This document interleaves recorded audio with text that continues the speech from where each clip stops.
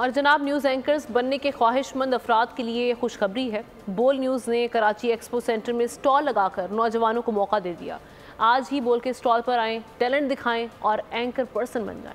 अब कोई ख्वाहिश नहीं रहेगी। बोल ने न्यूज एंकर बनने के ख्वाहिशमंदों के दिल की आवाज सुन ली। एक्सपो सेंटर कराची में सज गया बोल का स्टॉल। अगर आप एंकर बनना चाहते हैं तो आज ही बोल न्यूज के स्टॉल पर आएं, टैलेंट दिखाएं और एंकर पर्सन बन जाएं। कराची में 5th इंटरनेशनल कंज्यूमर प्रोडक्ट्स मेले का आगाज।